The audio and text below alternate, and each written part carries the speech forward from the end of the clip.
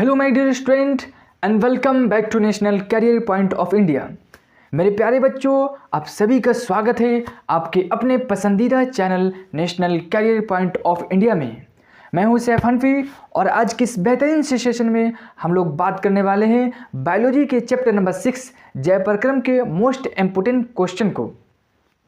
इस चैप्टर से board paper में क्वेश्चन भर भर कराते हैं। खासकर हम लोग उस क्वेश्चन को कवर करेंगे जो बार बार रिपीट होते हैं। अब आप दो काम करें। पहला काम, आप अपने साथ एक पेन और एक रफ कॉपी रखें और साथ में मैं आपको जितने भी क्वेश्चन कराओ इनको साथ साथ नोट्स कर सके तो बेहतर है। नहीं नोट्स कर पा रहे हैं तो आप अपना टेस्ट लीजिए और इन सारे क्वेश्चन को हमारे साथ बहुत अच्छे से तैयार कीजिए, क्योंकि मज़ा तभी आएगा जब आप बोर्ड पेपर में बेस्ट करके आओगे। तो चलिए बिना देरी के स्टार्ट करते हैं बच्चों पहले क्वेश्चन के साथ। So first question on your screen, प्रकाश संश्लेषण की क्रिया में ऑक्सीजन बाहर निकलता है। जल्दी से मुझे बताइए कि इसका आंसर क्या होगा। प्रकाश संश्लेषण की क्रिया में ऑक्सीजन बाहर निकलता है। बहुत ही सरल क्वेश्चन है, जल्दी जल्दी इसका आंसर कमेंट बॉक्स में टाइप कर दें। प्रकाश संश्लेषण की क्रिया में ऑक्सीजन बाहर निकलता है जल से, कार्बन डाइऑक्साइड से, ग्लूकोज से, डिक्टियोजोम से। तो प्रकाश संश्लेषण की क्रिया में ऑक्सीजन बाहर निकलता है जल से। फर्स्ट क्वेश्चन का आंसर क्या होगा? Option number A. Question number 2, chlorophyll वर्णक का रंग कैसा होता है? मतलब क्लोरोफिल वर्णक का रंग कैसा होता है? नीला होता है, हरा होता है, लाल होता है, सफ़ेद होता है। बहुत ही सरल क्वेश्चन है, आप लोग जल्दी जल्दी कमेंट बॉक्स में आप अपना आंसर टाइप करें। दूसरे का आंसर क्या होगा? क्लोरोफिल वर्णक का रंग कैसा होता है? हरा। दूसरे का भी आंसर ए हो जाएगा।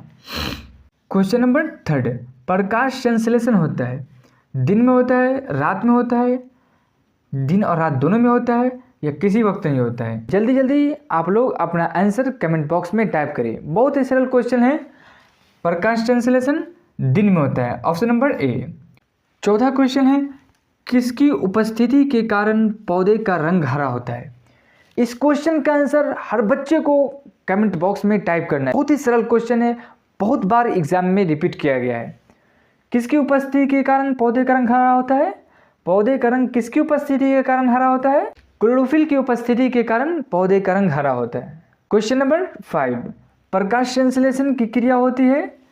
प्रकाश संश्लेषण की क्रिया किस में होती है? ये भी बहुत ही आसान क्वेश्चन है। अगर आप लोगों ने लेक्चर कवर करके नहीं आए हैं तो आपसे मेरी आग्रह है कि सब लेक्चर को कवर करके आए। बहुत ही छोटे छोटे लेक्चर मैंने कवर किए हैं जो बहुत ही आसान है। आप लोग लेक्चर देख कर आए तभी आपसे आंसर होंगे, नहीं तो आंसर नहीं होगा, बस रटाफिकेशन हो जाएगा। प्रकाश संश्लेषण की क्रिया होती है कवक में, जंतुओं में, हरे पौधे में, परजीवों में।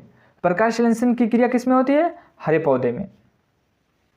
क्वेश्चन नंबर 6, निम्नलिखित में से किससे रंध्र के छिद्र घिरे होते हैं? रंध्र के छिद्र किससे घिरे होते हैं? क्यूटिकल से, गॉड कोशिका से, वातर रंध्र से, इनमें से कोई नहीं। तो 6 का आंसर क्या हो जाएगा? गॉड कोशिका से। स्वपोषी पोषण होता है, ये बहुत ही आसान क्वेश्चन है, बहुत बार रिपीट किया, वीवीआई क्वेश्चन है। स्वपोषी पोषण होता है पौधे में, कवक में, कुछ प्रोटिस्टा और यूकैरियोट में, ए और सी दोनों। तो इसका आंसर क्या हो जाएगा? Option number D. स्वपोषी पोषण के लिए आवश्यक है, ये भी बहुत इंपॉर्टेंट क्वेश्चन है और ये भी वीवीआई है। और ये ऑप्शन नंबर 4, ये बहुत ही वीवीआई क्वेश्चन से बहुत बार रिपीट कर चुके हैं। स्वपोषी पोषण के लिए आवश्यक है पर्णहरित, सूर्य का प्रकाश, कार्बन डाइऑक्साइड, इनमें से सभी। तो ऑप्शन नंबर डी, इनमें से सभी स्वपोषी पोषण के लिए आवश्यक है। क्वेश्चन नंबर 9, अमीबा में अधिकांश पोषण कैसा होता है? तो अमीबा में पोषण कैसा होता है? अंतर्ग्रहण। कैसा होता है? अंतर्ग्रहण। Option number B. अमीबा अपना भोजन कैसे पकड़ता है? ये क्वेश्चन मैं आप लोगों को स्ट्रक्चर को थ्रू बहुत अच्छे से एक्सप्लेन किया था। अगर आप लोग लेक्चर देख कर आए होंगे तो आपके लिए क्वेश्चन होमवर्क रहेगा और इसका आंसर कमेंट बॉक्स में टाइप कीजिएगा। अमीबा अपना भोजन कैसे पकड़ता है? कुटपाद द्वारा। चलिए हम लोग क्वेश्चन नंबर 11 की बात कर लेते हैं। कवक में पोषण की कौन सी विधि पाई जाती है? मतलब फंजाई में पोषण की कौन सी विधि पाई जाती है? मृतजीवी पाया जाता है, या संभोजी पाया जाता है, या स्वपोषी पाया जाता है, या इनमें से कोई नहीं? फंजाई में पोषण की कौन सी विधि पाई जाती है? आप लोग जल्दी जल्दी आंसर कमेंट बॉक्स में टाइप करें। आंसर लिखने से क्या होता है कि आपको वो चीज़ें बहुत लंबे समय तक याद हो जाती है। तो ऑप्शन नंबर 11 का आंसर क्या हो जाएगा? Option number A. कवक में पोषण की कौन सी विधि पाई जाती है? मृतजीवी। क्वेश्चन नंबर 12, पौधे में भोजन किस रूप में जमा होते हैं? पौधे में भोजन किस रूप में जमा होते हैं? ग्लूकोज के रूप में, प्रोटीन के रूप में, या स्टार्च के रूप में, या फैटी एसिड के रूप में?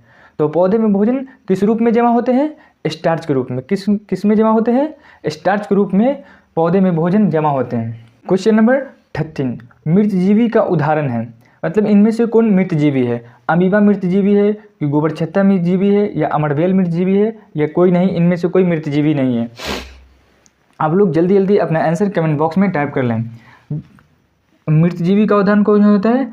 गोबर छत्ता। इसको हम लोग मशरूम भी बोलते हैं। क्या बोलते हैं? मशरूम। इसको हम लोग क्या बोलते हैं? मशरूम। क्वेश्चन नंबर 13 का आंसर क्या हो जाएगा? गोबर छत्ता, जिसको हम लोग मशरूम भी बोलते हैं। क्वेश्चन नंबर 14, रंध्र मुख्यतः पाया जाता है। मतलब कि रंध्र किस में पाया जाता है? जड़ों में पाया जाता है, पत्तियों पर पाया जाता है, या तना पर पाया जाता है, या बीज में पाया जाता है? तो रंध्र किस में पाया जाता है? आप लोगों को मैंने स्ट्रक्चर के थ्रू बहुत अच्छे से समझाया था कि पत्तियों के इंड में क्या पाया जाता है? यहीं पे पाया जाता है रंध्र छेद। कहाँ पे पाया जाता है? पत्तियों में। तो ऑप्शन नंबर बी। परजीवी पौधे का उदाहरण है। इनमें मतलब इनमें से कौन परजीवी पौधा है? गोबर छत्ता, या ब्रायोफाइटा, या अमरबेल, या चीड़? गोबर छत्ता को हम लोग क्या बोलते हैं? मशरूम। लिख लीजिए आप लोग। लिखने से क्या होता है? याद हो जाता है। वो चीज़ें आपके माइंड में बहुत देर तक और बहुत लंबे समय तक याद रहती हैं। तो परजीवी का उदाहरण कौन हो जाएगा? अमरबेल। क्वेश्चन नंबर 16, मुख गुहा में आहार के कौन से भाग का पाचन होता है? मतलब मुख गुहा में आहार के कौन से भाग का पाचन होता है? तो कार्बोहाइड्रेट का पाचन होता है। क्वेश्चन नंबर 17, मानव आहार नाल का सबसे लंबा भाग होता है। मतलब आहार नाल का सबसे लंबा भाग कौन सा होगा? आप लोगों को मैंने स्ट्रक्चर के थ्रू बहुत ही डिटेल में आहार नाल को समझाया है। अगर आप लोग लेक्चर कवर करके आए होंगे तो आपके लिए ये आंसर बहुत ही आसान हो जाएगा। मानव आहार नाल का सबसे लंबा भाग क्या होगा? कौन सा होता है? छोटी आंत। Option number B. भोजन का पाचन किस प्रकार की अभिक्रिया है? भोजन का पाचन किस प्रकार की अभिक्रिया है? इसका आंसर आप लोग कमेंट बॉक्स में दें। ये बहुत वीवीआई क्वेश्चन है, बहुत बार ये क्वेश्चन रिपीट हो चुका है। क्वेश्चन नंबर 19, पितरस कहाँ से स्रावित होता है? तो पितरस यकृत से स्रावित होता है। Option number A. Question number 20, glucose का रासायनिक सूत्र निम्नलिखित में कौन है? इनमें से कौन ग्लूकोज का रासायनिक सूत्र है? तो आप लोग के लिए आंसर बहुत ही आसान है। आप लोग अपना आंसर कमेंट बॉक्स में टाइप करिए। ये क्वेश्चन आपके बोर्ड एग्जाम में बहुत बार रिपीट हो चुके हैं। तो इसका आंसर क्या हो जाएगा? Option number C, C6H12O6। Question number 21, कौन सा एंजाइम वसा पर क्रिया करता है? तो कौन सा एंजाइम वसा पर क्रिया करता है? ये क्वेश्चन आपके बोर्ड एग्जाम में बहुत बार रिपीट हो चुका है, इसलिए आप लोग कमेंट बॉक्स में आंसर ज़रूर टाइप करें। तो कौन सा एंजाइम वसा पर क्रिया करता है? तो ये लाइपेज। कौन सा एंजाइम? लाइपेज एंजाइम वसा पर क्रिया करता है। अब तक आप लोगों ने 21 क्वेश्चन हमारे साथ तैयार किया है। अगर आप लोग मेरे चैनल पर पहली बार आए हैं तो चैनल को सब्सक्राइब करना ना भूलें। आइए अब हम लोग बात कर लेते हैं क्वेश्चन नंबर 22 की। शाकाहारी जीवों में छोटी आंत की लंबाई होती है। मतलब जितने भी शाकाहारी जीव होते हैं उसकी छोटी आंत की जो लंबाई होती है वो क्या होती है? वो छोटी होती है, या अधिक लंबी होती है, या माध्यम होती है? तो शाकाहारी जीवों में छोटी आंत की लंबाई होती है वो अधिक लंबी होती है। Option number C. Question number 23, peptic ulcer हो सकता है कम भोजन खाने से, सामान्य भोजन खाने से, लंबे समय तक भूखे रहने से, इनमें से कोई नहीं। तो पेप्टिक अल्सर होता है ये लंबे समय तक भूखे रहने से। पेप्टिक अल्सर ये एक तरह का जख्म होता है, ये पेट के अंदर होता है। मतलब जब आदमी लंबे समय तक भोजन नहीं खाएगा तो स्टमक से एसियल रिलीज होता है, जो स्टमक के आंतरिक वाल को नुकसान पहुंचाता है, जो एक जख्म का रूप ले लेता है, जिसको हम क्या बोलते हैं? Peptic ulcer. ठीक। क्वेश्चन नंबर 24, मुख गुहा का पिछला भाग है ग्रसनली, ग्रसनी, ग्रहणी, अमाशय। तो मुख गुहा का पिछला भाग क्या कहलाता है? ग्रहणी। Option number C. Question number 25, क्षुद्रांत में स्थित रसांकुर का कार्य होता है। अवशोषण, अवशोषण का सतही क्षेत्रफल घटना, अवशोषण का सतही क्षेत्रफल बढ़ना। तो इसका ऑप्शन क्या हो जाएगा? ऑप्शन नंबर सी, अवशोषण का सतही क्षेत्रफल बढ़ना।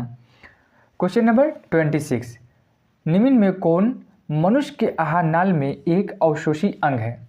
अपेंडिक्स। तो इसका आंसर क्या हो जाएगा? Option number A, appendix. Question number 27, छोटी आंत में पूर्ण रूप से पचा भोजन कहलाता है, क्या कहलाता है? Chyle. Option number B. Question number 28, परिशोषी का हिस्सा है आहार नाल का, तंत्रिका तंत्र का, संवहन तंत्र का, जनन तंत्र का। तो इसका आंसर क्या हो जाएगा? आहार नाल का। इसको हम लोग क्या बोलते हैं? अपेंडिक्स भी बोलते हैं। ये बड़ी आंत के जस्ट नीचे होता है परिशोषी का। आप लोगों को मैं डायग्राम के थ्रू बहुत अच्छे से एक्सप्लेन किया था, ठीक। क्वेश्चन नंबर 29, ग्रहणी किसका भाग है? बड़ी आंत का, छोटी आंत का, मुख का, अमाशय का। तो ग्रहणी किसका भाग है? आप लोग कमेंट बॉक्स में इसका आंसर ज़रूर दें, ठीक है। तो ये छोटी आंत का भाग हो जाता है। क्वेश्चन नंबर 30, निम्नलिखित में कौन ट्रिप्सिन एंजाइम का कार्य है? वसा का पाचन, कार्बोहाइड्रेट, प्रोटीन, कोई नहीं। तो ट्रिप्सिन एंजाइम का कार्य है प्रोटीन का, ठीक। Option number C. I hope कि 30 क्वेश्चन आपको बहुत अच्छे से क्लियर हो गया होगा। आप लोगों का कितना आंसर सही हुआ 30 में, आप लोग कमेंट बॉक्स में ज़रूर टाइप करें।